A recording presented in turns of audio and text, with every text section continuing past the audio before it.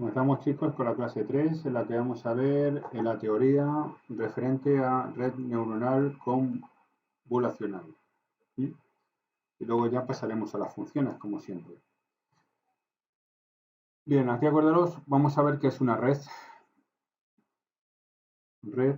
neuronal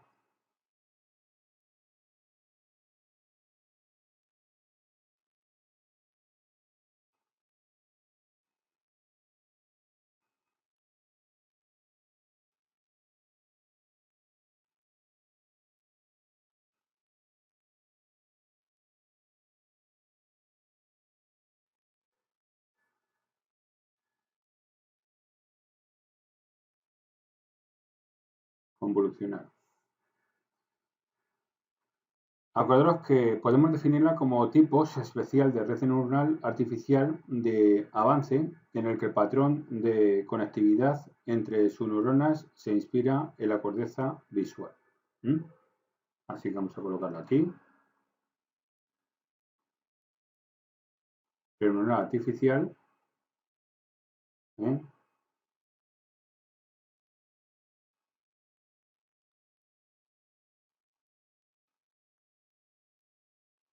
Patrón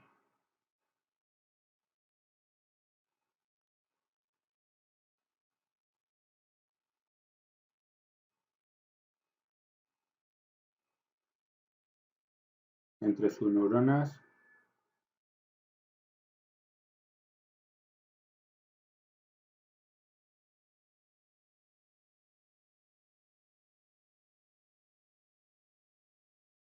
se inspira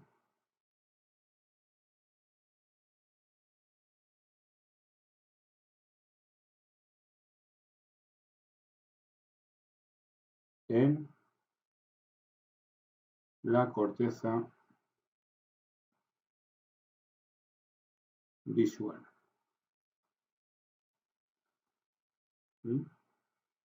Acordaros, aquí podemos hacer, ten en cuenta que podemos hacer aquí un dibujito. Pues aquí no.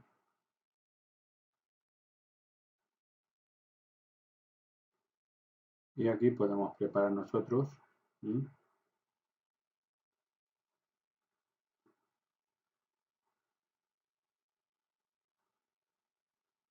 Ahora aquí tenemos el ojo específico.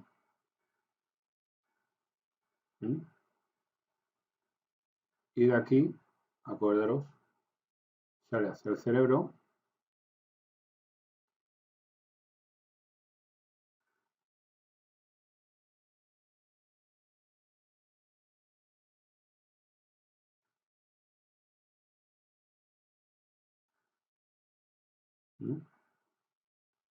La corteza.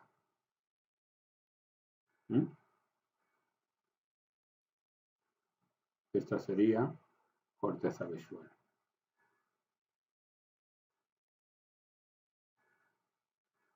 Visual cortex. Bien.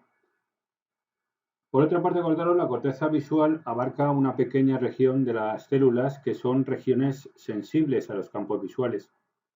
En el caso de que ciertos bordes de orientación estén presentes, solo algunas células neuronales individuales se disparan dentro del cerebro. Con algunas neuronas responden cuando se exponen a los bordes verticales. Sin embargo, algunas responden cuando se muestran los bordes horizontales o diagonales, que es nada más que la motivación detrás de las redes neuronales convolucionales. Las redes neurales que estamos nosotros ahora analizando también se denominan COMNEX. Igual en este caso a COMNEX. Esto es una V, COMNEX. No son más que redes neuronales que comprenden o comparten sus parámetros, acordaros, ¿no? Supongamos que hay una imagen que está incorporada con un paralelepípedo, por ejemplo, ¿no? De modo que abarca largo y ancho y alto. Aquí las dimensiones de la imagen están representadas por los canales, ¿no? Rojo, verde, azul, como se muestra en la imagen que vamos a hacer nosotros ahora. Vamos a hacer una imagen donde vamos a ver los canales correspondientes. Tenemos aquí una imagen, mira que tenemos aquí un canal. Vamos a borrar aquí.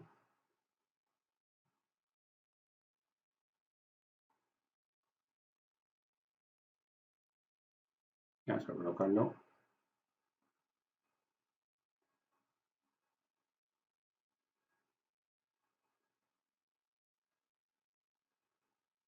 Bien. Ahora aquí sería el width, el ancho. Aquí el height.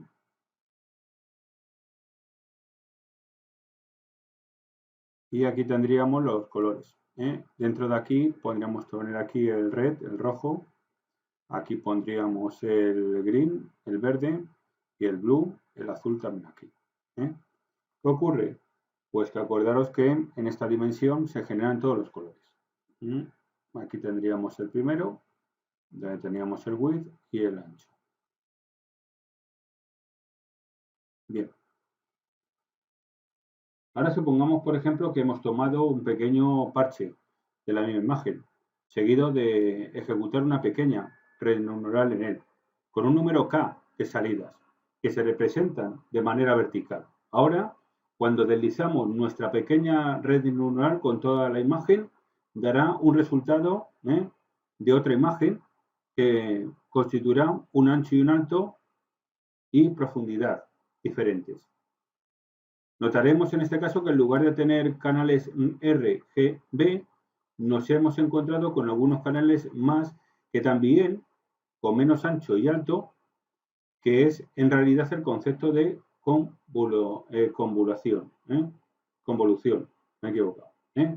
En caso de que lográsemos tener un tamaño de parche similar al de la imagen, entonces habría sido una red neuronal normal. Tenemos algunos width debido a este pequeño parche que podemos generar nosotros, con lo que podemos generar un parche. Nosotros aquí, fijaros, ¿no?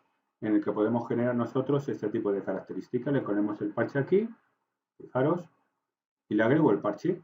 Si la red, en este caso, la imagen es un poco pequeña, podemos agregar un parche para compensar las características que tenemos. Así que aquí le voy a colocar un parche. Y aquí le voy a colocar, por ejemplo, el parche para que se adapte, en el caso nuestro,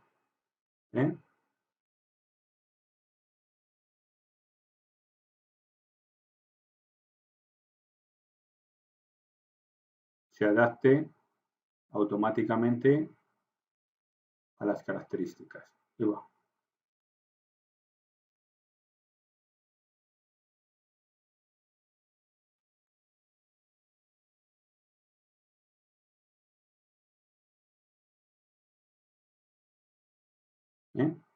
Con lo cual lo que hago yo con esto, que es automáticamente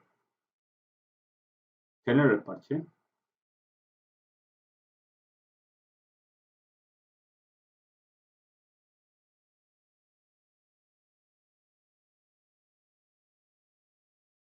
Bien, con esto ya tendríamos agregado este tipo de parche. Matemáticamente podríamos entender de la siguiente manera. Vamos a ver cómo nosotros entendíamos agregar ese parche para compensar la imagen requerida en la convolución.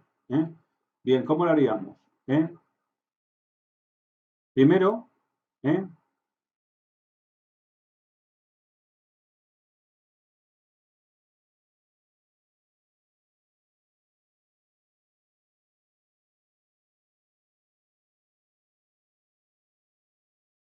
bien, una parte, la capa convoluciones abarca en este caso un conjunto de filtros aprendibles, ¿no?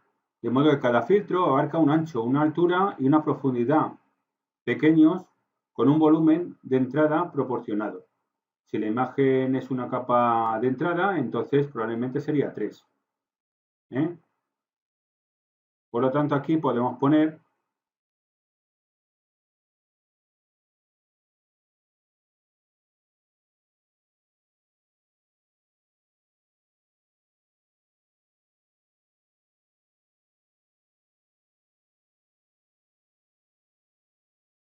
convolucionales.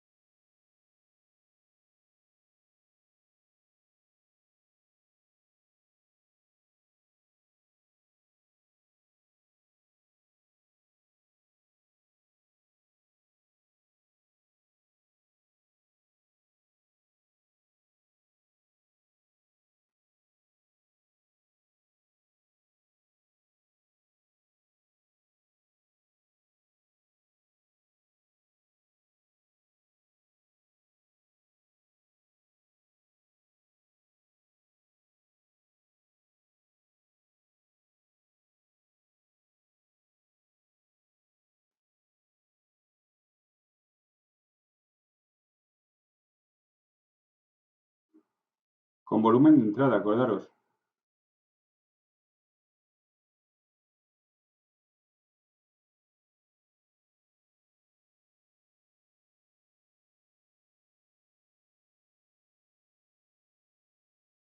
Proporcionado.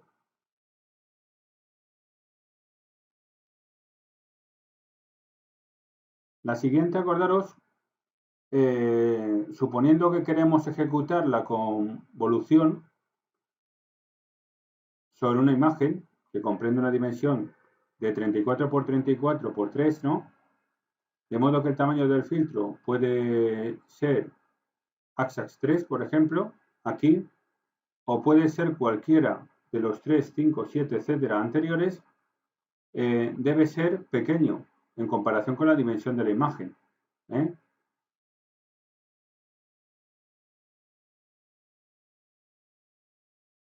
Si queremos en este caso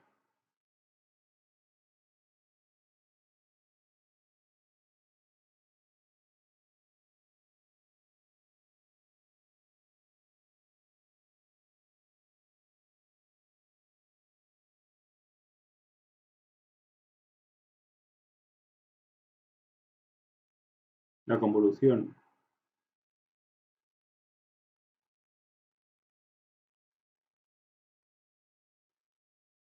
sobre la imagen que comprende una dimensión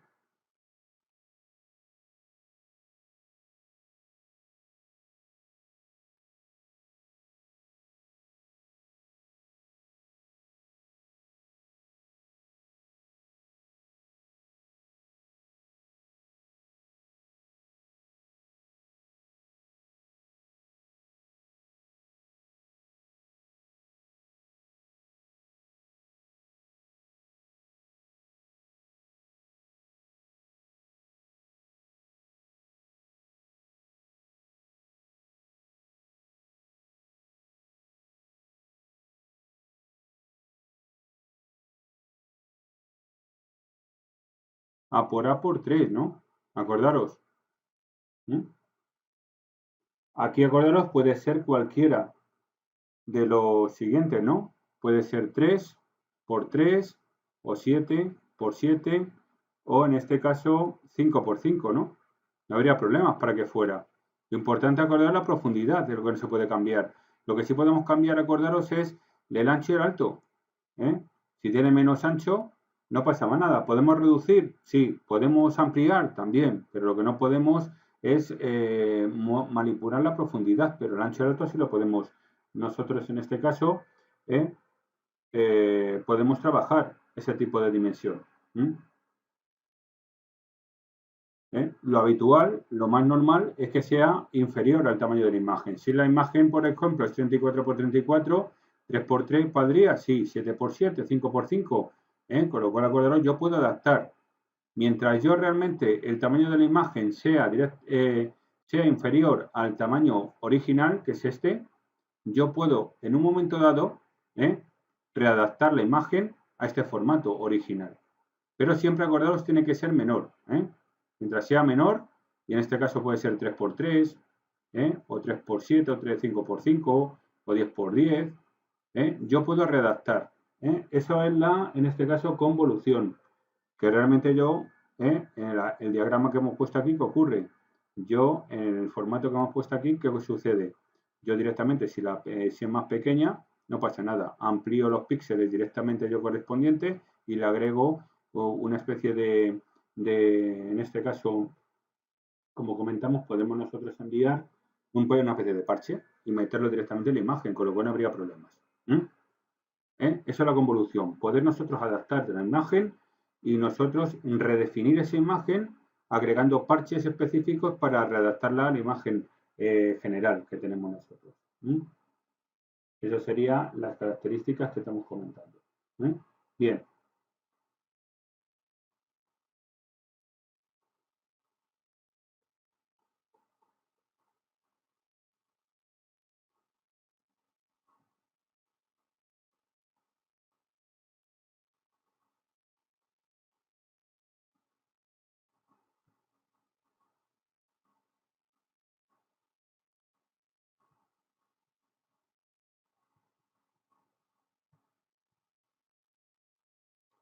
Más cosas sobre ese tipo de red neuronal convolucional. Vamos a ver.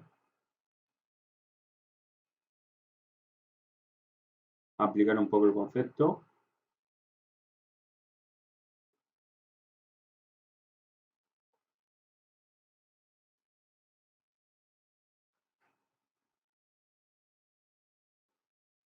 Repasando el concepto, como ya estamos viendo, ¿no? Cómo funciona en este caso la red convolucional.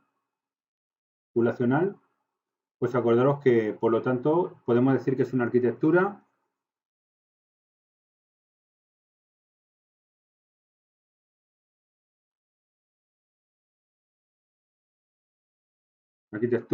de red neuronal, acordaros, diseñada especialmente para procesamiento de datos en forma de cuadrícula.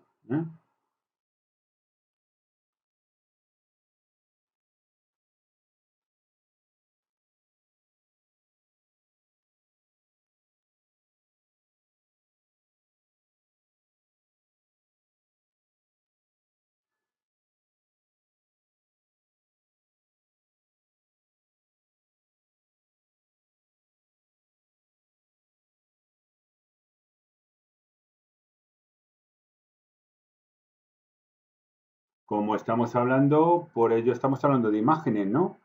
Por ello, acordaros, puede existir imágenes, ¿no? Hemos comentado el caso de las imágenes, ¿no? Es el más significativo que hemos visto nosotros. Tened en cuenta que se han vuelto extremadamente populares en tareas de visión por computadora, como la clasificación de imágenes, la detección de objetos, la segmentación semántica, debido a su capacidad para extraer características relevantes de imágenes de forma automática y robusta. Vamos a explicar un poco los componentes clave en el funcionamiento de esta red neuronal convolucional, convolucional, de forma más detallada. Así que vamos a ver lo primero, por ejemplo, vamos a ver la primera parte. Bueno, vamos a colocar directamente aquí un esquema.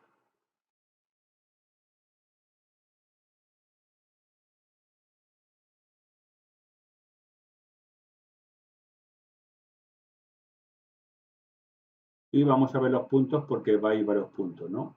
Vamos a agregar 6 puntos específicos, así que podemos colocar nosotros aquí algún circulito.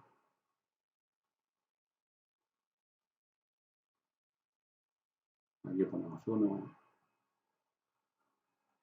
aquí ponemos otro.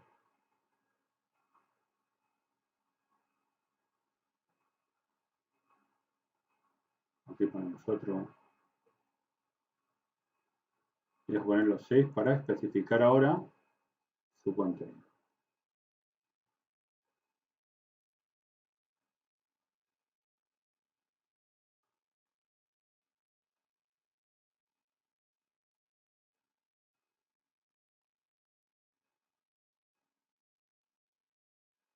Bien. Para allá.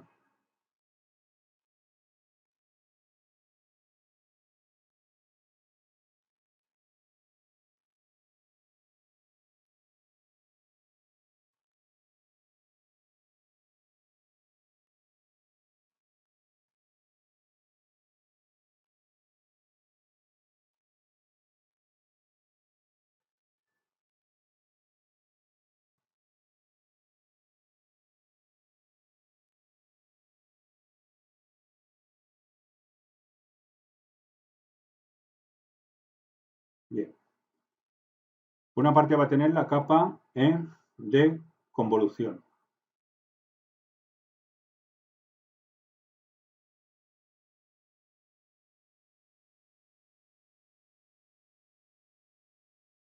¿Qué es esto de capa de convolución? Pues es un componente principal de esta estructura. Consiste en un conjunto de filtros o kernels que se deslizan sobre una imagen de entrada para realizar operaciones de convolución. Cada filtro se aplica a pequeñas regiones de la imagen para extraer características locales. Durante la convolución se multiplican los valores de los píxeles en la imagen en los pesos del filtro y luego se suman para producir unas características convolucionadas. Esto se repite para cada región de la imagen, de lo que resulta de un conjunto de mapas de características. Por eso comentamos que lo adaptamos. Es readaptable directamente las imágenes que entran, aunque sean más pequeñas, a la dimensión específica que necesitamos nosotros o requerimos, estándar. Por otra parte, la función de activación, ¿no? Vamos sobre la 2, en este caso sea función de activación.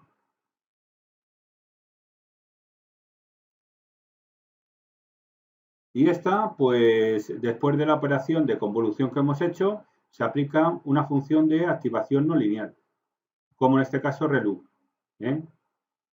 Rectified Linear Unit, ¿no? O los mapas de características, por ejemplo.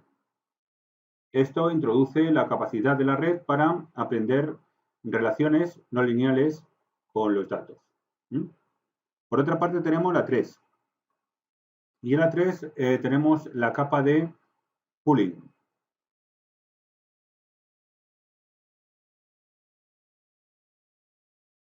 Pooling. ¿Y esta qué es? Pues una capa de pooling se utiliza para reducir el tamaño espacial de los mapas de características y disminuir la cantidad en este caso de parámetros de la red. La operación de pooling, como el max pooling, selecciona el valor máximo dentro de una vecindad, por ejemplo, el área de 2×2 píxeles, y lo conserva en el mapa de características reducido. Esto ayuda a conservar las características más relevantes y reduce la sensibilidad a pequeñas variaciones de la posición de las características. La capa totalmente conectada, sería la 4.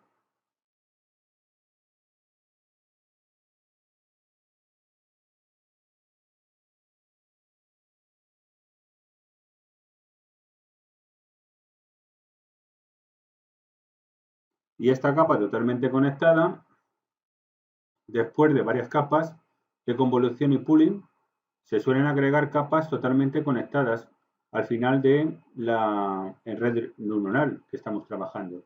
Estas capas son similares a las de la red neuronal convencional y se utilizan para realizar la clasificación o la regresión final de la función de las características extraídas. Estas capas pueden incluir funciones de activación como ReLU o softmax. Y tenemos la regularización. Vamos a ver ahora la regularización. Sería la 5.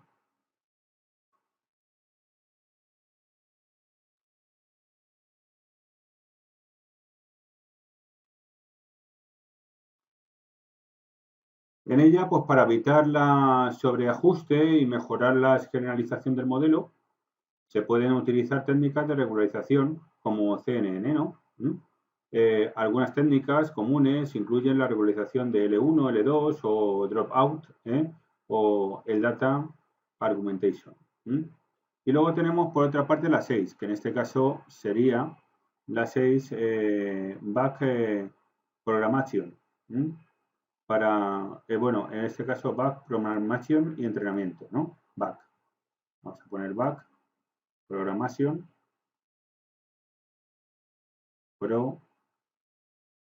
propagation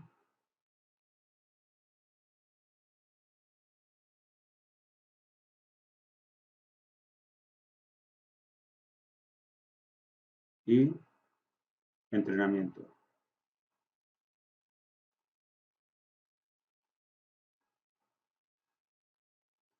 Y esto, pues ahora ya la red neuronal la tenemos que entrenar, acordaros, ¿eh? Con lo cual nosotros la entrenamos utilizando los algoritmos de Backprogram Propagation, para actualizar, podríamos decir que es para actualizar los pesos, ¿no?, y los sesgos de la red. Durante el entrenamiento se compara la salida predicha por la red con los valores reales y se calcula el error. Luego, los gradientes se propagan hacia atrás a través de la red para ajustar los pesos y los sesgos mediante el uso de algoritmos de optimización, como el descenso de gradientes escolástico, estocástico, mejor dicho, estocástico, SGD, ¿no?, o el algoritmo Adam. Por tanto, para concluir un poco el tema de la red neuronal convolucional, es una arquitectura especializada para el procesamiento de datos de forma en cuadrícula, como imágenes,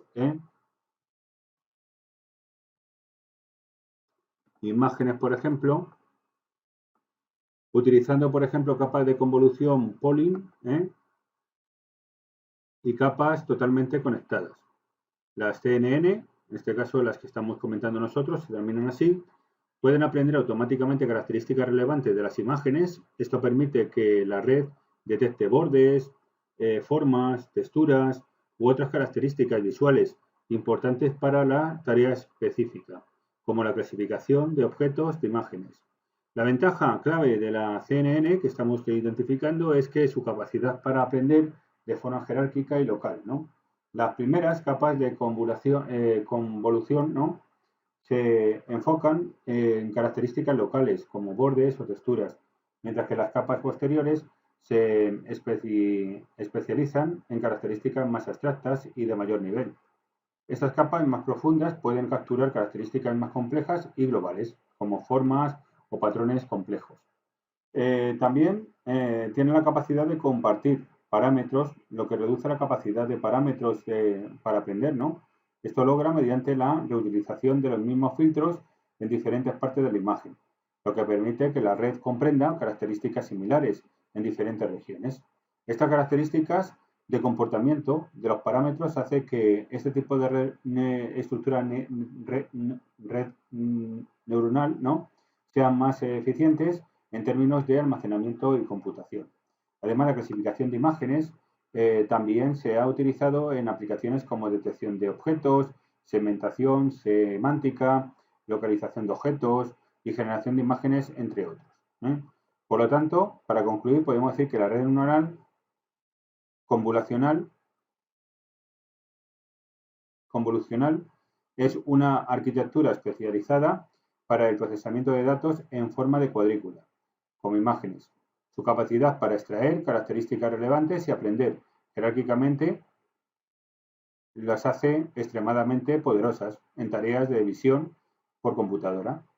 Han demostrado también un gran éxito en amplia gama de aplicaciones y continúan siendo objeto de investigación y desarrollo activo en el campo de aprendizaje automático e inteligencia artificial, como ya sabéis. Pues bien, eso sería.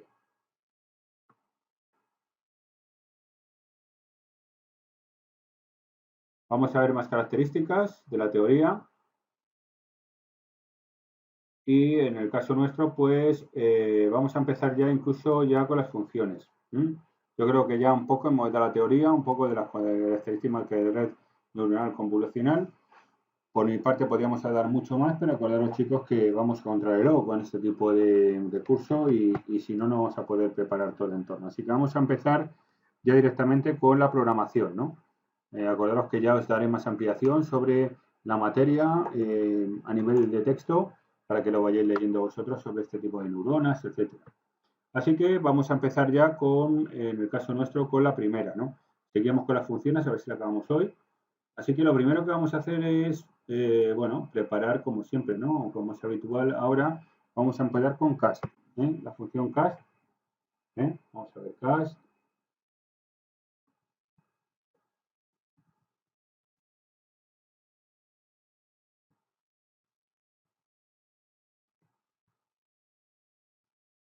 Así que vamos a por cast. Nos vamos a nuestro ID como siempre y vamos a empezar a trabajar.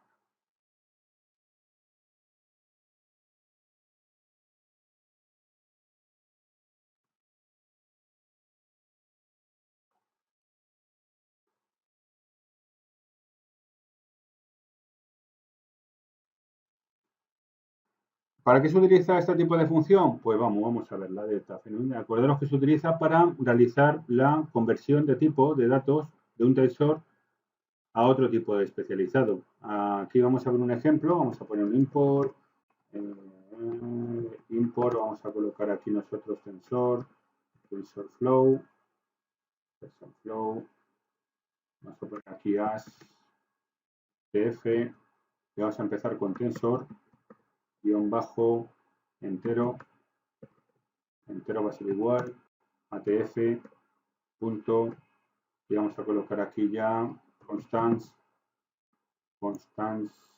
y vamos a colocar que nos gusta mucho trabajar con constants porque es más sencillo 2, 3, 4, 5 miramos preparado ya esto y ahora ya después de tener nuestros datos estructurados, ahora lo único que tenemos que hacer que es pues, convertir el tensor en enteros a tipo float. ¿Cómo lo hacíamos? Con este caso tensor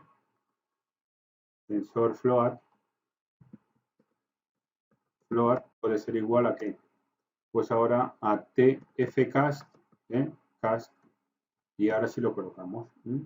Tensor enteros, coma, y le ponemos de type, va a ser igual a qué? De type va a ser igual a tf.float 32. Y con esto tendríamos preparado ya el detalle. Bien, visto esto, vale, tf. Vale, ahora. Vale. Y ahora lo único que imprimimos ahora los dos tensores para ver la diferencia. Que tenemos ahora uno. Tensor en este caso print. Fijaros, tendríamos aquí tensor de enteros. Y aquí le colocamos ya en tensor de enteros.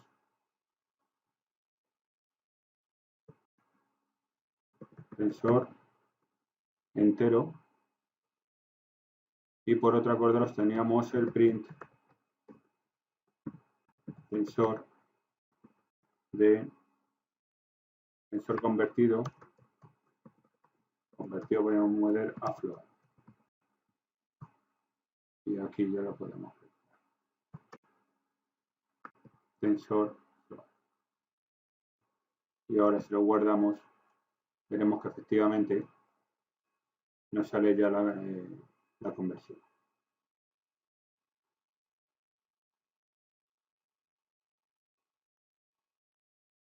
Pero aquí como sale tensor, SARP5, int y float, ¿no? Bien, por lo tanto, acordaros que la función toCast realiza la conversión de tipos de datos, ¿no? Y devuelve el nuevo con tensor de tipo de datos especificado, ¿no?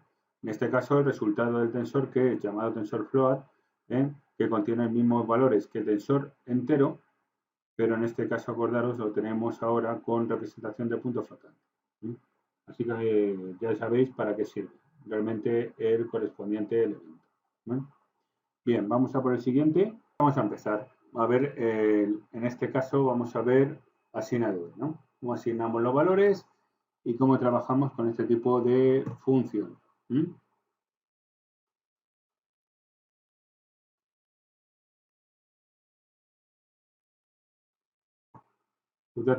Bien, ¿qué hacemos? Tensor, ¿no?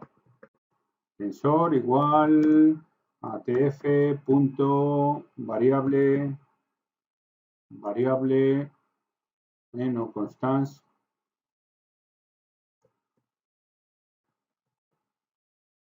cambiamos un poco, estamos con constants, ahora con variable definimos los tensores. Vale.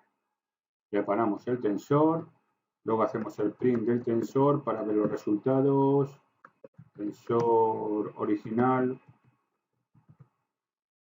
y ya le colocamos el tensor original, tensor, Ahora vamos a modificarlo. Fijaros qué simplicidad tiene esto, porque ahora ponemos tensor.assign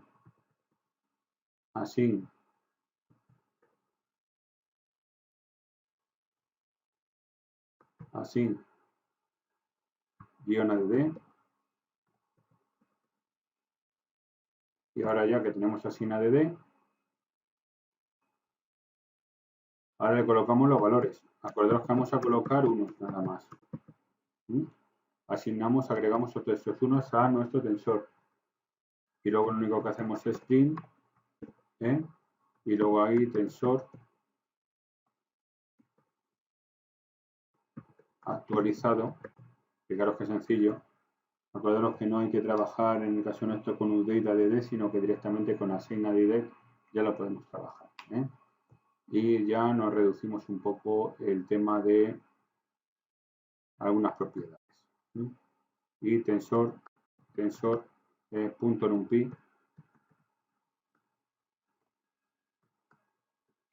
y ya tenemos preparado punto, no coma, .numpy, y ya está. Y fijaros ahora ya, al saber el resultado, ¿qué ocurre? Pues que ya nos saca los dos, el original y el que hemos agregado información.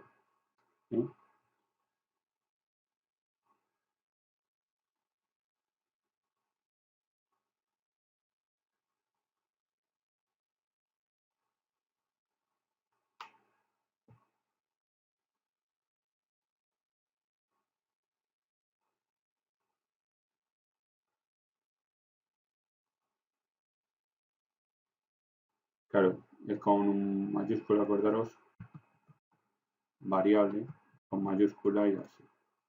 Acordaros que nos ha salido el error por eso. Así que ahora ya funciona perfectamente bien. Vamos a por el siguiente. En el caso nuestro, acordaros, ahora tenemos load sub, add o sub. Add sería para añadir y en este caso, fijaros cómo en este caso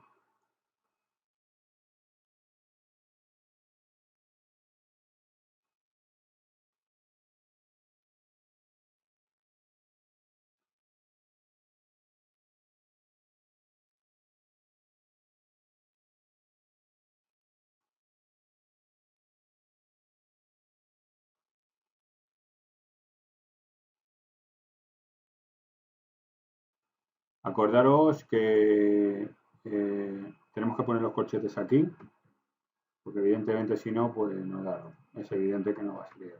Así que ahora sí. Ahora ya lo tenemos preparado.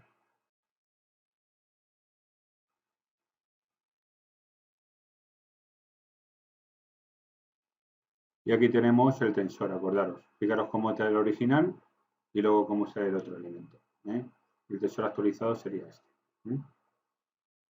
Bien, pues ya tenemos los elementos respectivos, ¿no?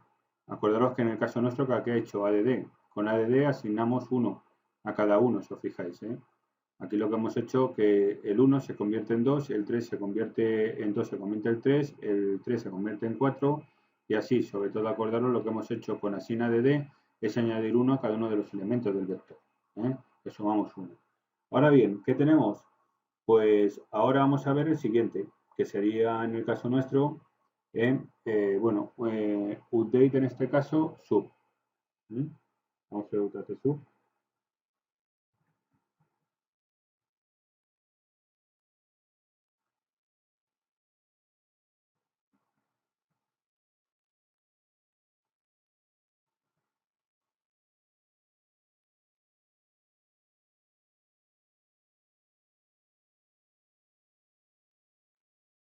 Y hay que acordaros que en este caso el update sub va a ser lo mismo. Lo único que acordaros en el caso nuestro, lo único que va a diferir es que aquí en vez de add, que agregar un valor, le vamos a restar.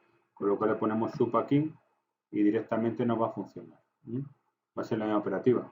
Si guardamos, ahora que ocurre, que nos va a restar. Sería lo mismo.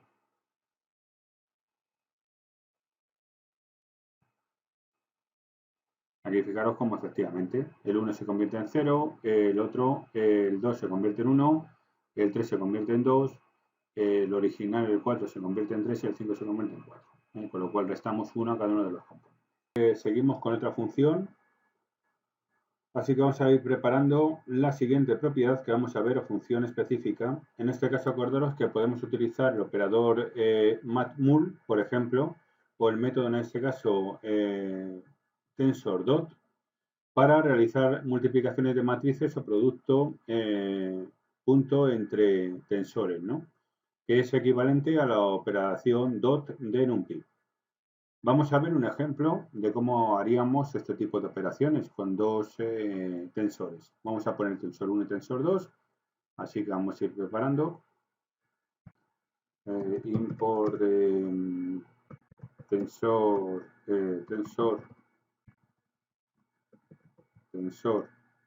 flow as tf. Vamos a colocar aquí el primer tensor. Vamos a crear los dos tensores de entrada. Tensor 1 igual a tf punto. Vamos a poner constants y le colocamos aquí 1,2. Le colocamos aquí, por ejemplo, 3,4. Y vamos a colocar otro tensor. Tensor 2 igual a tf.constants. Y le colocamos aquí ya 5, 6. Y vamos a poner 7, 8. 7,8. Ya tenemos los dos tensores. Ahora ya realizamos la multiplicación. Así que el result podemos ser igual a que a tf.matmul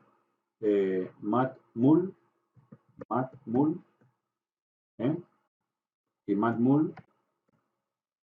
Con este tipo de función lo que hacemos es poner tensor 1, tensor 2. Con esto lo que hacemos es poder multiplicarlo e imprimimos el resultado. Vamos a imprimir el resultado para ver que efectivamente nos han multiplicado los valores. Así que print el resultado con tf.mult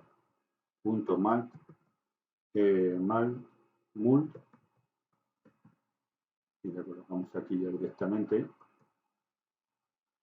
otro print, por ejemplo, con el resultado. Result. Y ya con esto lo tendremos. Pero acordaros, un pi.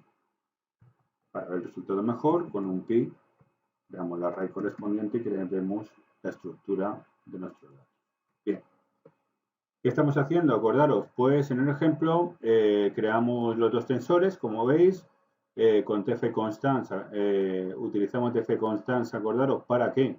Para que ambos tensores tienen un formato de 2×2 y contienen un número de 1 al 4 y del 5 al 8, ¿no? De 5 al 8. De hecho, por ejemplo, aquí estamos viendo que necesitamos una coma y borrar esto, ¿vale? Y bueno, y después de estos dos tensores, finalmente imprimimos el resultado de multiplicar este tipo de valores. Así que vamos a ver las multiplicaciones que vamos a hacer. Así que ahí guardamos, ejecutamos y aquí tendríamos el resultado. Y luego vamos a ver esta misma operación, fijaros, pero en el caso que hemos comentado. Primero con la propiedad matmul, y ahora lo vamos a ver, pero con la función tensor.dot. Y vamos a verlo. La única diferencia que vamos a hacer es, vamos a mantener el mismo, y lo único aquí, acordaros, en result, vamos a poner result 2, va a ser igual a qué? A, en este caso, tf1.tf. Le ponemos tensor.dot, y en tensor 2 le colocamos aquí tensor 1,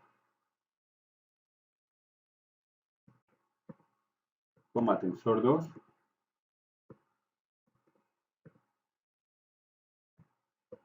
tensor 2, y luego le ponemos los ejes aquí. Así que con assets le ponemos directamente igual. Y con esto ya tenemos los ejes. Resultado sería lo mismo, lo que no queda en el result 2, y ya directamente tenemos el result 2 aquí. Aquí eliminamos esto, acordaros, y ya tendríamos tensor perfectamente preparado. Guardamos en la misma operativa, así que ya tenéis dos opciones para poder multiplicar valores entre dos tensores. Recordad que aquí sería lo mismo, lo único que indicamos tensor 1, tensor 2 y el argumento h1, que indica que queremos realizar el producto punto a lo largo del segundo eje de tensor 1 y el primer eje de tensor 2. Por eso nosotros hacemos la multiplicación diciendo qué ejes son los que vamos a trabajar, con 1 y con 2, ¿no? Así que por lo demás, nada. Vamos a ver más características. Ya tenemos dot, batch dot. Vamos a ver batch dot.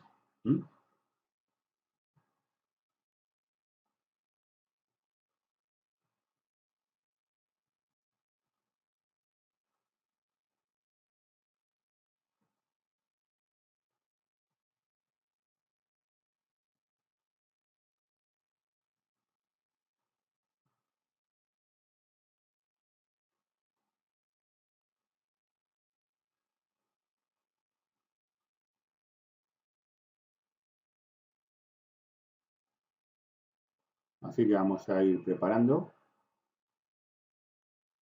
Quitamos ya todo esto.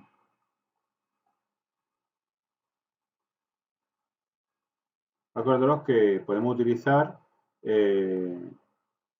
lina.lg.matmul, por ejemplo, también. Esta función podemos utilizarlo, la función y sum, ¿no? Para realizar operaciones batch doc. Por tanto, vamos a ver ese tipo de operaciones que en este caso no, es una generalización de producto punto entre tensores con múltiples dimensiones. A continuación vamos a ver un ejemplo de ello, como con múltiples dimensiones un tensor podemos nosotros hacer ese tipo de operaciones matemáticas. Así que vamos a colocar aquí los tensores. Tensor 1 igual a tf.constants. Vamos a colocar aquí 1, 2. Vamos a colocar aquí coma. 3, 4. Aquí. Aquí voy a colocar yo una coma. Voy a poner aquí 5, 6. Voy a poner aquí otra coma. 7, 8. Y ahora voy a poner tensor 2. Va a ser igual a la misma operativa. tf.const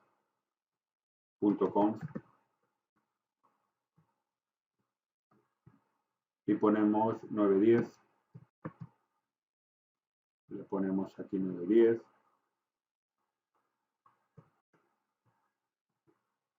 11, 12. Aquí podemos hacer otra comita.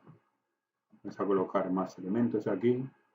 13, 14. Vamos a colocar aquí 15, 16.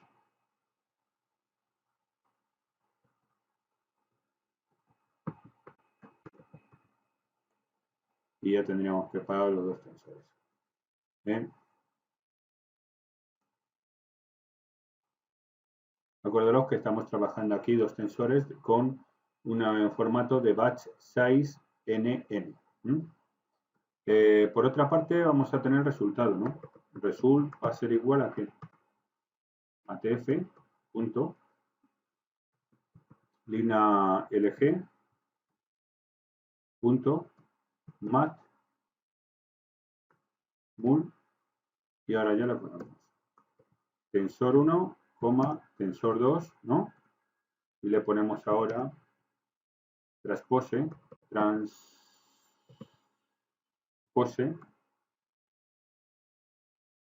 B, vamos a poner B, transpose B en vez de A, eje B, y vamos a colocar aquí ya un valor.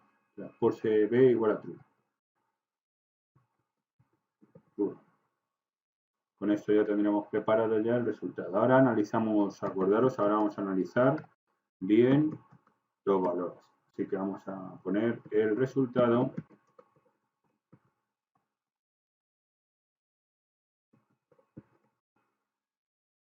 con es, vamos a poner es y ya está. Sabemos que estamos trabajando con esa función matemática, así que ya no hace falta más y luego print result.num. Bueno, vamos a ver si lo ponemos bien, numpy. Y ya tenemos preparado todo. Vamos a analizar antes de ejecutar el resultado, ¿no? El resultado, acordaros, en el ejemplo, importamos TensorFlow, como siempre, creamos los tensores, tensor 1 y tensor 2, con forma batch size nm. Cada tensor tiene dos elementos en el lote, ¿no? Batch size 2, ¿no? Con un elemento de una matriz de 2×2. Luego utilizamos lina lg.matmul, ¿no? Para realizar operaciones de batch 2 entre tensor 1 y tensor 2. El argumento transpose b igual a true indica que queremos transponer la segunda matriz tensor 2 sobre antes de realizar la multiplicación. Y finalmente lo que hacemos es imprimir el resultado. Así que vamos a ver qué resultado nos da. Por una parte, tener en cuenta que vamos a ver el resultado y ahora os explico. El resultado acordado de tensor de formato batch size np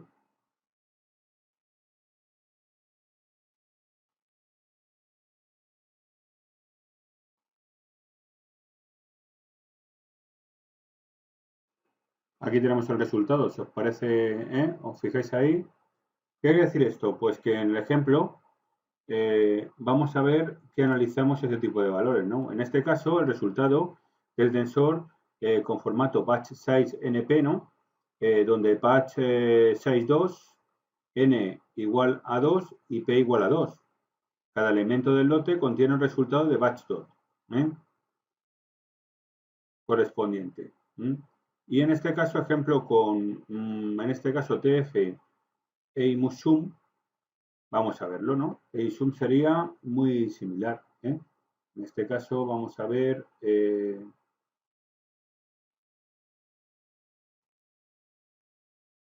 ahora cómo haríamos con Eisum. Para ello, lo único que tenemos que hacer aquí, los tensores vamos a mantenerlos, el resultado también, y lo único, la variable result, ¿no? Result en este caso, podríamos comentarlo aquí si queréis, ponemos aquí un comentario. Y aquí vamos a trabajar result igual, ¿a qué va a ser igual? Fijaros, a tf.ei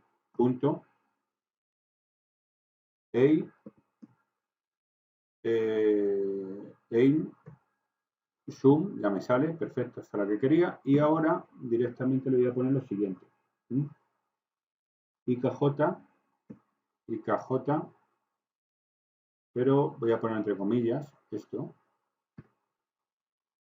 IKJ, mejor dicho, IJK, que me he equivocado, IJK, coma, vamos a poner IKL, y luego le vamos a colocar aquí la notación esta que veis aquí, el signo flecha, y le vamos a colocar aquí IJL. Con esto ya tendríamos como patrón específico, tendríamos el primer parámetro y luego tensor 1, tensor 2. Acordaos de retocar el ejercicio porque teníamos que colocar los puntos estos que veis aquí para decirle que no solo vamos a trabajar con múltiples valores, como estamos comentando aquí, con lo cual vamos a trabajar con distintos múltiples valores de tuplas, así que acordaros que en este caso, marcando esto, estamos diciendo que el tensor va a trabajar con este tipo de estructuras de datos y que los admita, que se nos olvidó colocar esto. Con esto ya nosotros ejecutamos el programa y ya nos sale directamente la operación.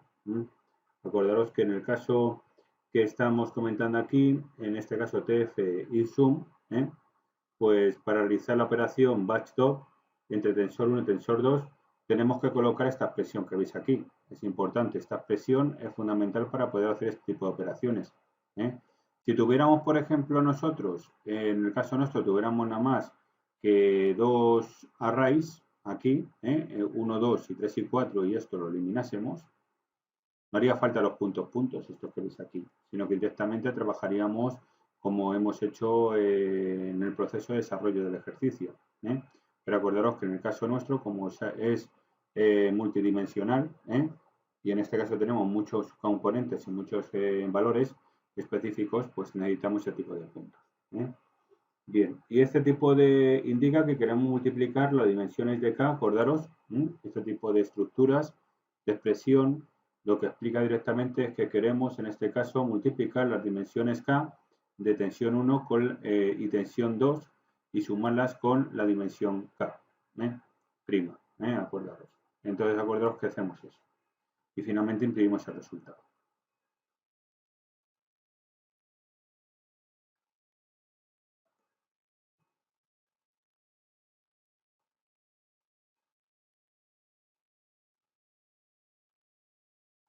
Vamos a por el siguiente, que sería transpose.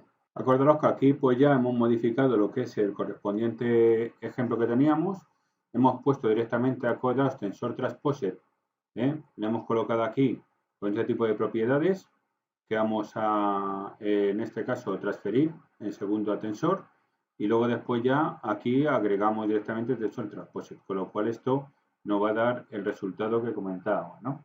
En el caso nuestro, acordaros, lo que indicamos es que queremos transponer la segunda matriz tensor 2 antes de realizar la multiplicación. Así que aquí, si ejecutamos esto, directamente ya tendremos preparado el resultado. Y aquí veis cómo efectivamente tenemos el resultado.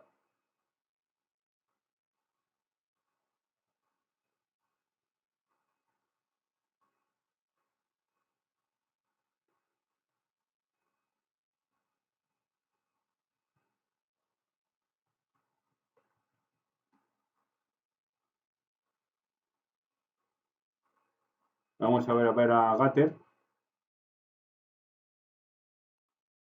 Así que vamos a ver un resultado. ¿Y para qué sirve este tipo de propiedad, no?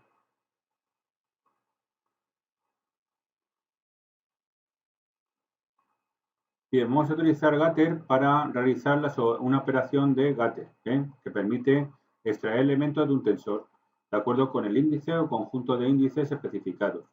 Aquí vamos a ver un ejemplo de cómo trabajaríamos en este caso. Así que vamos a hacer los tensores y todo tipo de características. Tensor igual, en este caso tf, punto, constance, que lo tenemos aquí. Vamos a crear el primer tensor, que sería directamente con 10, 20, 30, 40, 50, y vamos a preparar aquí el primero. Ahora índices, vamos a poner una variable llamada índices, donde creamos el índice de los elementos a extraer. En este caso ponemos tf1, le ponemos punto, le ponemos constance, y le vamos a colocar los índices aquí. Así que, a ver que no, eso, ¿vale? Y ahora le ponemos el 0, el 2 y el 4, por ejemplo. 0, 2 y 4. Agregamos los índices. ¿Ahora qué hacemos? Ahora directamente ya le hacemos el resultado. ¿Qué sería? Result va a ser igual y le ponemos tf.gatter,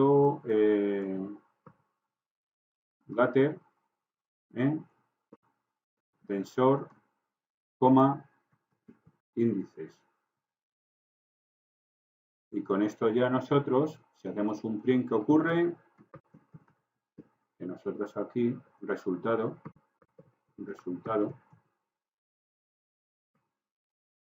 es, y fijaros ahora el resultado que nos va a dar, ¿no? Sería print,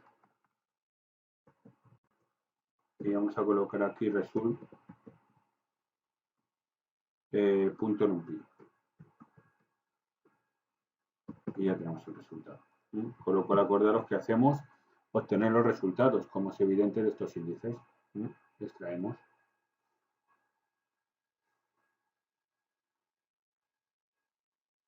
Aquí tenemos como efectivamente el 10, el 3 y el 5, el 50. El 0, 1, 2, 30, 3 y 4, el 50. Con lo cual extraemos. Acordaros que con Gatter extraemos. Vamos a ver Max, ¿no? Max en este caso.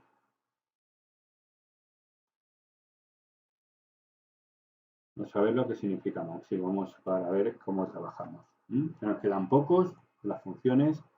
Y vamos a un ejemplo de Max.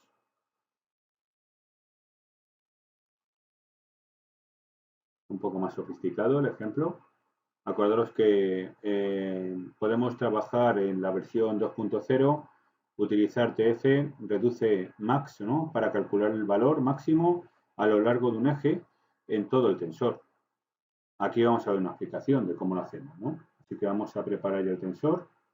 Vamos a preparar un tensor específico y vamos a prepararlo. En este caso sería tensor igual a tf.constants. Lo tenemos aquí. Le colocamos aquí los paréntesis. Le colocamos aquí el 1, el 2, el 3. Colocamos una coma aquí.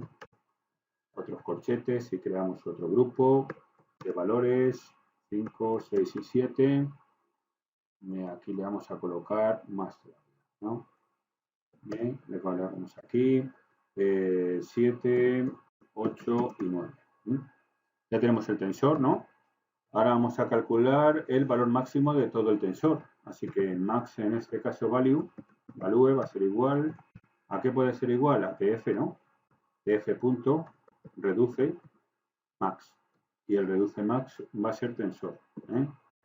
Tensor. Y con esto ya vamos a obtener, como ya hemos comentado, el calcular el valor máximo de todo el tensor. ¿Qué podemos hacer más? Podemos hacer ahora calcular el valor máximo a lo largo del eje 0, por ejemplo, ¿no? Así que max axis 0, vamos a poner igual a tf.reduce max, aquí está reduce max, y vamos a colocar aquí ya tensor, punto axis, y tenemos aquí el eje 0, con lo cual acordaros tenemos aquí la propiedad. ¿Y qué podemos hacer más? Pues aquí podemos podemos también calcular el valor máximo de lo largo del eje 1. Así que ponemos lo mismo, max, en este caso axis 1, va a ser igual a ¿qué? A tf punto reduce, y le ponemos en este caso reduce max, y le ponemos tensor, punto axis igual a 1. Con lo cual tenemos ya el siguiente. Ahora sería pintarlo, ¿no? Realmente sería pintarlo, ¿no? Con print. A print le colocamos en este caso valor máximo de todo el contensor, valor máximo de todo el tensor es, y ya le colocamos, ¿no? Vamos a colocar incluso aquí con coma y le ponemos en este caso max value. Lo tenemos aquí. Lo mismo ocurre con otro print, ¿no? El otro print sería el valor máximo a lo largo del eje 0, ¿no? Que sería, ¿no? En este caso max, guión bajo, axis 0. Y lo mismo ocurriría, acordaros, con el print de valor máximo de a lo largo del eje 1. Y aquí ya, pues la misma operación. Max, guión bajo, axis 1. Y ya está. Fijaros cómo yo controlo los valores determinados. Puedo obtener las características que necesite. Ahora ya lo único, si lo ejecuto, pues ya me sale los valores determinados. Así que sería max. El min, la misma operación. con el min, acordaros, sería lo mismo. El más reduce, min reduce. A lo largo de los ejes, acordaros que me da, pues en este caso, el tensor 9, SARP en este caso es tensor, etcétera, ¿no? Por lo tanto, ese tipo de operación es la que nos está dando directamente, ¿no? A lo largo del eje que tengo, el tensor en este caso me da, en este caso el eje 0, el tensor TF, SARP, y el tensor en este caso, acordaros, me da el resultado definitivo también, el correspondiente valor. El resultado es este, ¿no? Bien, pues visto esto, vamos a ver el min. El min, acordaros, sería lo mismo. Lo único que en este caso, en el caso del min,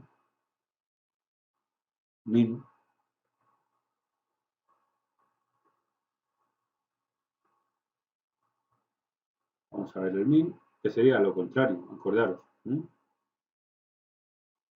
único que difiere directamente sería lo mismo. Acordaros, reduce min, tensor. Reduce min. Y aquí sería reduce min. Y reduce min. Y ya tendríamos preparado todo. Por lo cual sería lo contrario. En vez de patrón máximo, el mínimo. Y ya nos daría el mínimo específico de los ejes. Aquí fijaros cómo le da el mínimo. De todos estos, ¿cuál es el mínimo? El de 1, 2, 3. El otro nos daba el 7, 8, 9, ¿no? Aquí nos da de un eje este. Y el 1, 4, 7 sería del otro eje. 1, 4 y 7. 1, 4 y 7 de un eje. Y del otro, acordaros, el 1, 3, 4. Con las filas o columnas. Bien, pues esto sería el min. Ya nos queda el sum, acordaros, y el product. Sum, acordaros. Y ya acabaríamos las funciones para empezar el siguiente clase con ya otro tipo de propiedades como son las capas. Así que sum sería total sum. Vamos a ver un eje. Vamos a seguir con el mismo, por ejemplo, y aquí vamos a trabajar el print. Vamos a quitarlo y vamos a aplicar con este tensor. Calculamos todos los elementos del tensor, ¿no? En este caso sum, le ponemos aquí total. Va a ser igual a ¿qué? A tf punto reduce sum, y colocamos nosotros tensor. Por otra parte, tenemos sum guión bajo axis. Vamos a ver el axis. Axis 0 va a ser igual a reduce. Tf reduce sum sería tf punto reduce sum, que lo tengo aquí, y ya le ponemos nosotros aquí tensor, axis igual a 0. Por otra parte, vamos a tener nosotros el sum y el otro eje, ¿no? Axis igual a 1, y en este caso le colocamos tf punto reduce sum, tensor, axis igual a 1. Y con esto ya controlamos esto. El print, lo mismo, ¿no? Print, en este caso, vamos a colocar la suma total de todos los elementos. La suma total de todos elementos es, y ya lo colocaríamos, ¿no? Sería el primero, ¿no? Sum, guión bajo, total. La misma operativa, acordaros, para no ir muy rápido, vamos a cortar y pegar y vamos a colocar ahora nosotros aquí, bueno, vamos a colocar aquí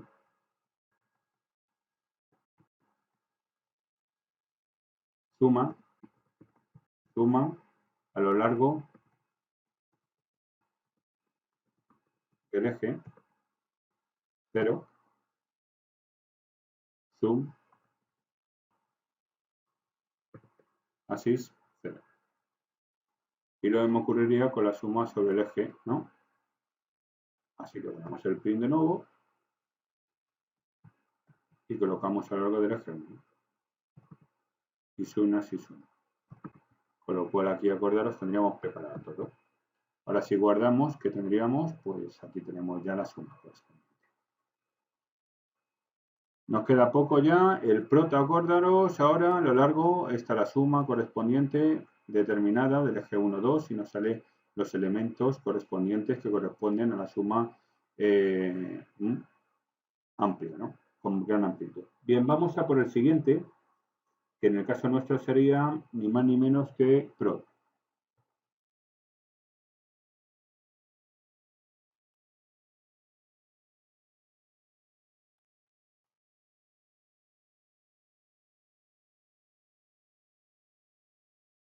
Prot sería muy parecido, lo único que acordaros, vamos a modificar, porque lo único que modificamos, acordaros que prot lo que hace, prot es calcular el producto de los elementos de un tensor a lo largo del eje, en todos los, o en todo el tensor. Vamos a ver aquí el ejemplo, que va a ser lo mismo, lo único que en vez de poner sum vamos a poner prot. Y ya tenemos p-tensor. Y aquí lo mismo con prot. Y la misma operativa sería con prot. Por lo cual ya tendríamos preparado. Y lo mismo sería. Lo único, acordaros que en vez de la suma es el producto. Producto. Producto. Y producto. Así que ya tendríamos preparado todo. Bien. En la misma operativa, lo único que la operación de multiplicar. Hacemos el producto.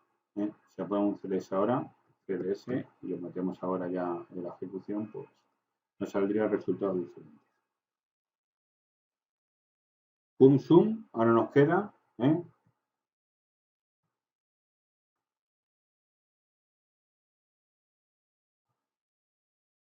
y aquí tenéis, ¿no? ¿Qué valor nos sale?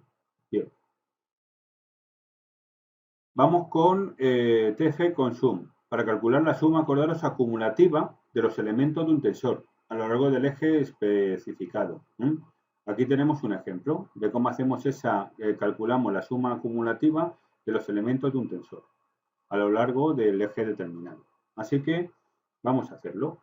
Por ejemplo, una más sencilla. Vamos a hacer un tensor un poco menos complejo y vamos a poner aquí tensor tensor solo, sí. tf.constant y vamos a colocar una constante y dentro de ella ponemos el 1, el 2, el 3, el 4, el 5, el 6.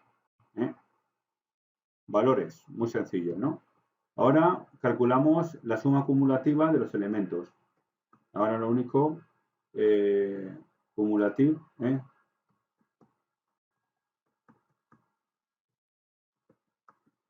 cumulative es sum, por ejemplo. Y en ella cumulative sum vamos a colocar nosotros de f punto y vamos a colocar ahora cum sum. Ahí está. Y ahora ya que tenemos que hacer tensor. Con esto ya directamente hacemos la suma acumulativa. Como es de una sola dimensión, pues no hay ningún problema. ¿De acuerdo? Print será más fácil. Suma acumulativa, suma acumulativa es, y ya tendríamos preparado ya la suma acumulativa, que sería cumulative sum. Y ya está. Así que esa sería otra de las alternativas, como nosotros hacemos la suma acumulativa. También tenemos para como acumulativa, fijaros aquí, el tensor, SAR 6, y nos dice la suma acumulativa. Fijaros, primero suma, si os fijáis, 1 más 2, los dos primeros, y sale 1 más 2, 3. Luego estos los suma después y da 6, ¿no? Como veis. Luego después, el siguiente, 6 y 4, ¿no? Son 10. Colocarme las 10, el progreso, ¿no? De la suma. Y así sucesivamente. Con el producto ocurre lo mismo. Tenemos un cumprot que nos va a seguir igual. Cumprot. Y la versión de cumprot va a ser muy similar. Lo único que acordaros que es el producto acumulativo. Así que vamos a ver cómo se hace el producto acumulativo. Vamos a mantener la misma estructura y lo único que acordaros que tenemos que hacer cumprot. Aquí, ¿no? Cumulative prot. y aquí le ponemos punto. Y con esto ponemos tensor. Y en este caso le ponemos producto cumulativo, sería cumplo. Aquí por supuesto hay que poner compro, si no, no hacemos. Vale, bien. Y sería la misma operativa, no hay mucho, tampoco, no es complicado, así que nos queda var, nada más, y rnn. Así que vamos a ver esas dos funciones, que me parece que nos quedan nada más, y ya con esto hemos acabado con todas las funciones más importantes que vamos a dar en Keras y en TensorFlow. Así que la siguiente sería var.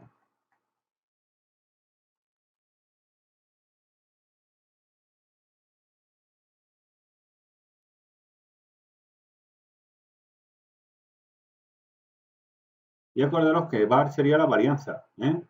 Así que, por una parte, para calcular la varianza de los elementos de un tensor a lo largo del eje especificado, pues podemos trabajar con este tipo de propiedad. Acordaros, tenemos una llamada MathReduce_Variance, que la versión de la versión 2.x es la que nos va a utilizar para hacer la varianza. ¿Y esto qué tenemos que hacer? Pues nada, quitar directamente el tensor. Vamos a hacerlo del principio, prefiero hacerlo del principio para explicar bien las cosas. Así que vamos a dejar la importación de TensorFlow. Creamos en este caso un tensor de entrada. Tensor va a ser igual a tf.const. Vamos a seguir con constant. Y vamos a tener 1, 2, 3, 4, 5, 6. Y luego vamos a poner el tipo, ¿no? El dot_type que vamos a colocar nosotros para la varianza. Dot_type va a ser igual a float32. Bueno, aquí lo tenemos, así que sin problema. Ahora, ¿qué tenemos que hacer? Pues ya tenemos el tensor con el tipado correspondiente de valores. Ahora calculamos la varianza de los elementos. Variance, por ejemplo, ponemos el igual a qué? A tf1.mat. Fijaros aquí, mat.reduce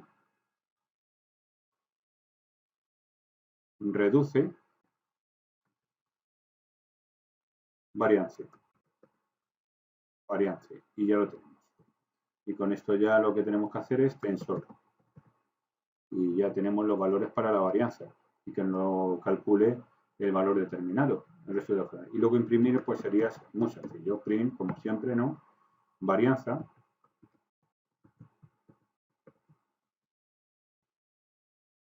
Y ya directamente nosotros ponemos variance. Y ya con esto tendremos preparado. Ahora guardamos y ya si lo ponemos directamente nos colocará el valor de la varianza dependiendo de los valores. Y nos queda RNN, que vamos a ver ahora.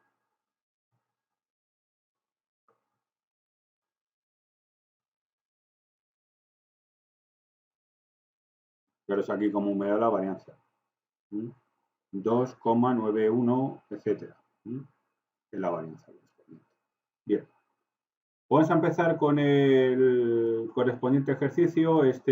Vamos a, en TensorFlow, acordaros, podemos utilizar en la clase, en este caso, tkeras, layer.rn. Luego veremos los layers directamente ya a partir de la siguiente clase, pero bueno, es introductorio, puede ser. Y es interesante que sea introductorio para que sepáis lo que es. Para construir, en este caso, una capa de red neuronal recurrente. RNN sería recurrente. La capa RNN nos va a permitir procesar secuencias de datos, donde cada elemento de la secuencia se procesa en función de los elementos anteriores. Así, bueno, vamos a ver un ejemplo referente al tema, ¿no? Así que vamos a verlo y con esto acabamos ya la clase de hoy. Así que vamos a ver y luego vamos a ver un poco la explicación de cada uno de los elementos. Vamos a hacerlo, el import, tenemos ya el import, ese lo dejamos como está.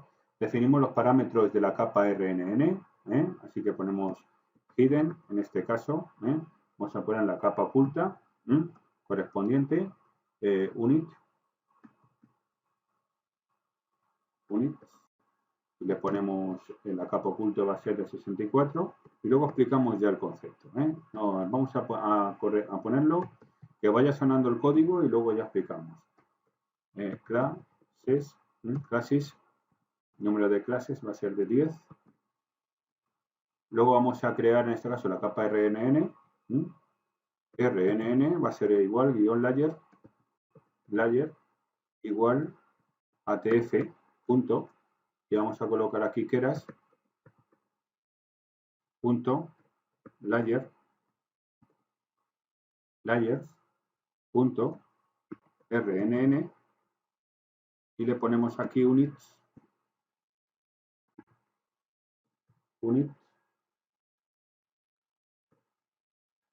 vamos a aquí units, ¿vale? Pues nada, units igual en este caso hidden units. Vale. Ahora ya que tenemos preparada la capa, vamos a definir ahora la entrada para la capa RNN. Vamos a hacerlo entrada de datos.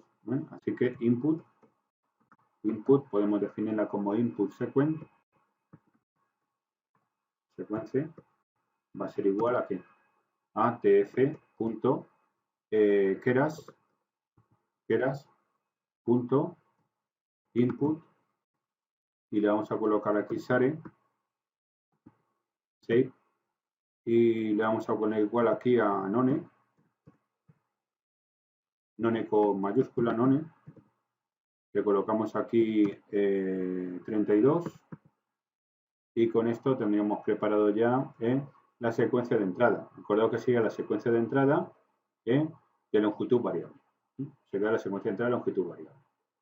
Ahora obtenemos la salida de la capa RNN que tenemos que crear. Acordaos que son 3 capas.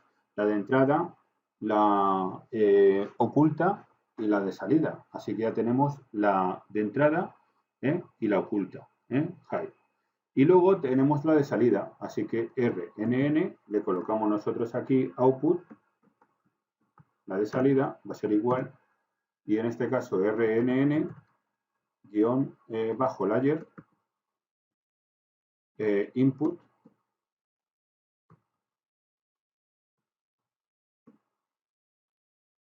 sequence.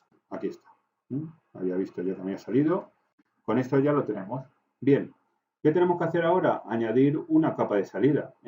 Porque tenemos la capa de salida, pero no hemos hecho la salida de los resultados, con lo cual nosotros tenemos que añadir esa capa de salida. Así que ahora output va a ser igual a tf.keras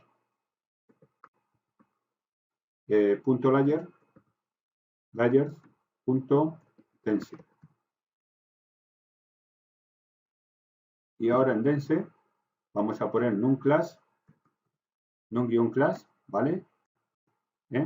Le colocamos activation, que va a ser igual en este caso a softmax.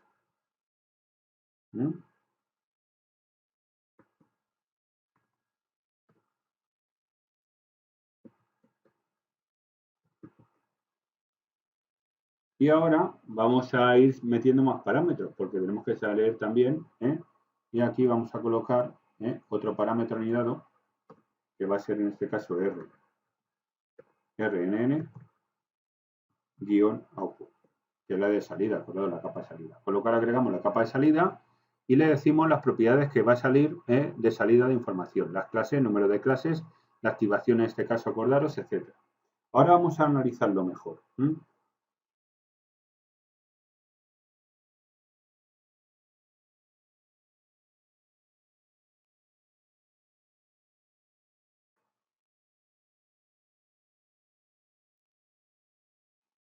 Así que vamos a verlo.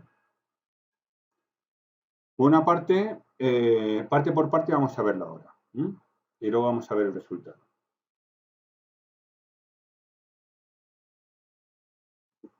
Guardamos los cambios.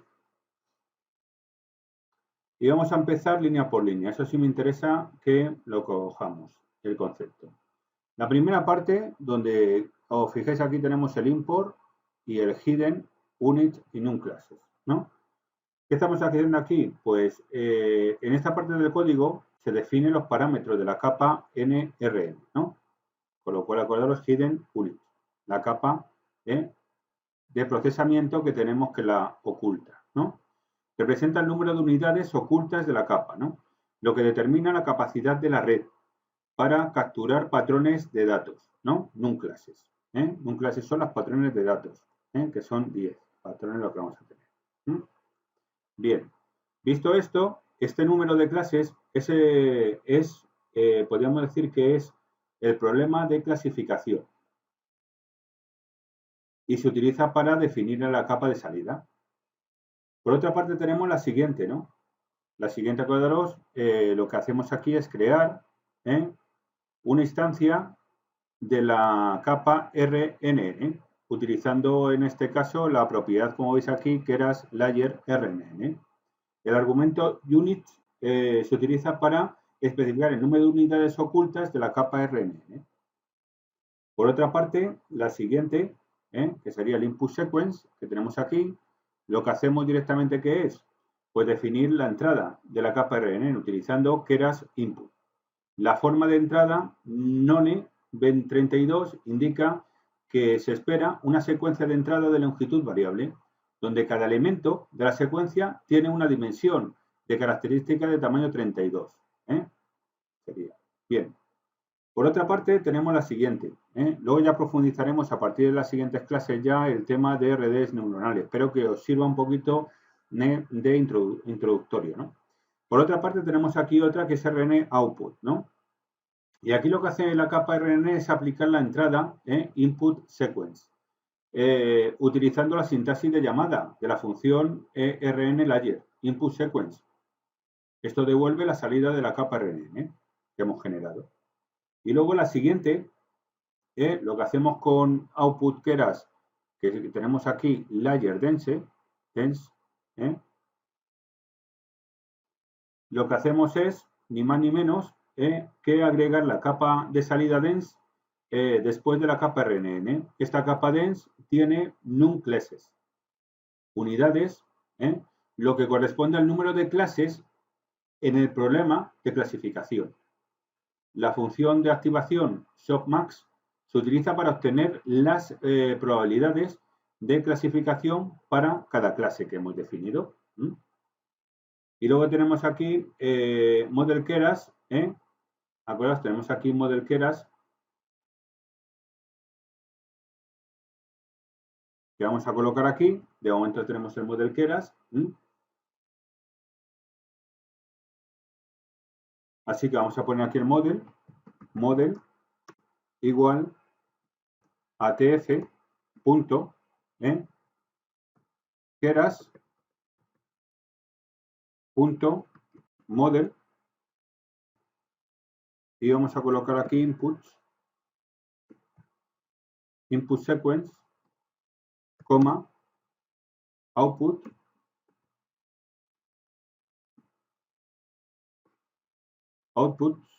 con S igual a output. Y con esto tendríamos ya, acordaros, aquí lo que hacemos es crear el modelo utilizando keras model.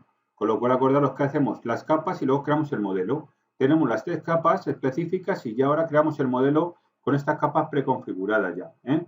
Y especificamos las entradas y salidas del modelo, es decir, input sequence y output respectivamente.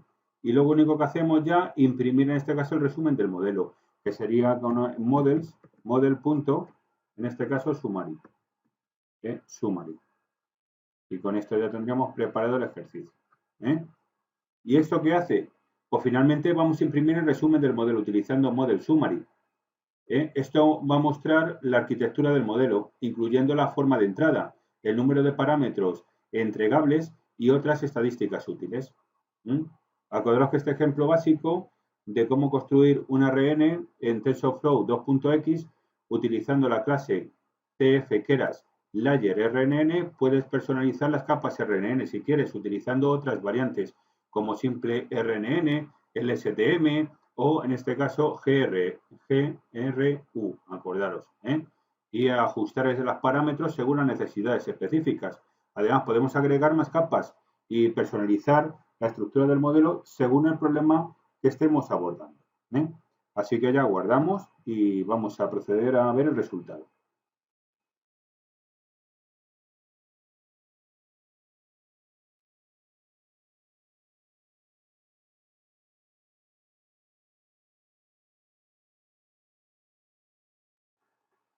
Aquí, chicos, tenéis el resultado total de parámetros. Si os fijáis aquí, tenemos 6,88,